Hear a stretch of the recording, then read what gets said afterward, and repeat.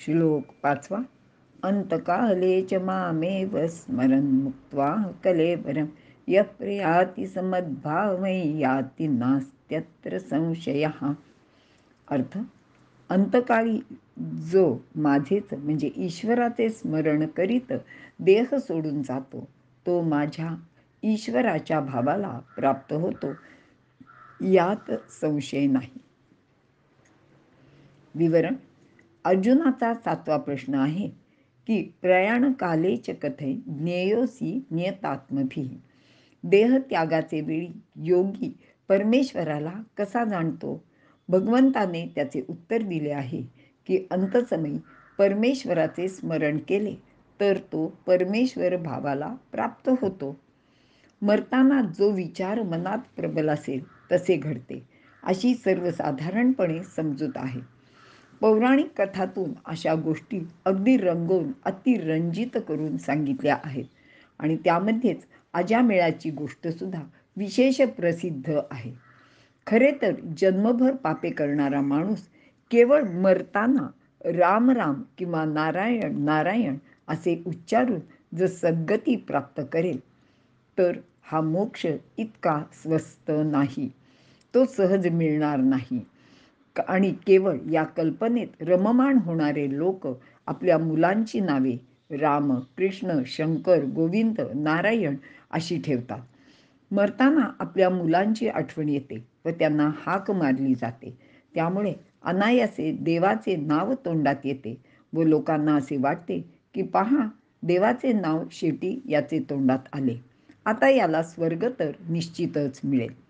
शेवटी रामाला हाक मारली, हा जन्म मृत्यूच्या फेऱ्यातून मुक्त होणार. पण या सर्व खुळचट कल्पना आहेत आणि स्वतः विनोबाजींनी याबाबत असे लिहिले आहे की त्या अजामेळाच्या गोष्टी वाचून माणसाने भ्रमात पडू नये. नेहमी पापे करून शेवटी रामनाम अचूकपणे तोंडात येईल, ही मनाची मोठीच गैरसमजूत आहे. असे होण्यासाठी लहानपणापासून कसोशीने खूप अभ्यास करायला लागतो. चांगला संस्कार मनावर सतत ठसवला गेला पाहिजे. दगडाला आकार देण्यासाठी चिन्नीचा उपयोग करावा लागतो. अगदी तसेच हे आहे. मन घडण्यासाठी संस्कार, संयम, नियमितपणा, सज्जनांचा सहवास यांची गरज असते आणि हे सर्वांनी लक्षात ठेवावे. आणि अर्जुनाने सुद्धा नियतात्मभिः हा शब्द प्रयोग केला आहे. संयमन करणारे योगी प्रयाणकाळी परमेश्वराला जाणून त्याचे भावात जातात आणि भगवंताने 7व्या अध्यायात 30व्या श्लोकात युक्त चेतस मला प्रयाणकाळी सुद्धा जाणतात असे सांगितले आहे. प्रयाणकाले पिचमान ते विदुर युक्त चेतसः.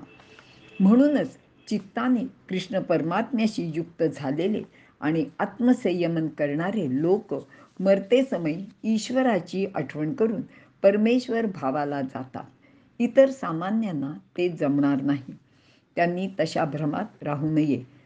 या परमेश्वराला युक्तीने जिंकता येत नाही.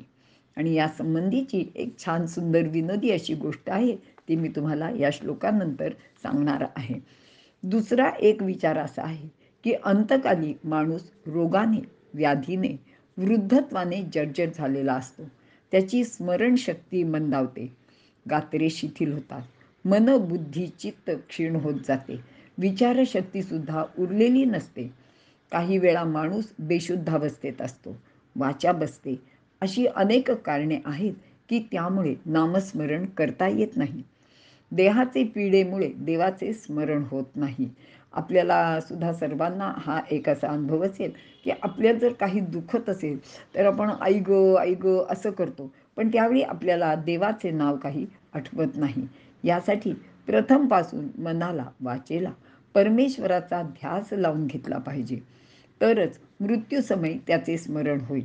माणूस ज्या गोष्टीचे अहोरात्र ध्यान करील, ध्यास घेईल, स्मरण करेल, त्याचेच स्मरण त्याला मृत्यूसमयी होईल. ही गोष्ट सर्वांनी ध्यानात ठेवावी. विनोबाजींनी आपल्या आजींच्या दागिन्याच्या डब्याची एक अशीच गोष्ट सांगितली आहे की ते म्हणाले की आजी माझी वयस्कर झाली होती आणि तिला काहीही आठवायचं नाही. अगदी कुणाची नावं किंवा आत्ता काय खाल्लं, नंतर काय करायचं वगैरे काही आठवायचं नाही. पण तिला तिच्या तो तरुणपणातला जो दागिन्यांचा डबा होता त्याची मात्र सतत वारंवार आठवण व्हायची.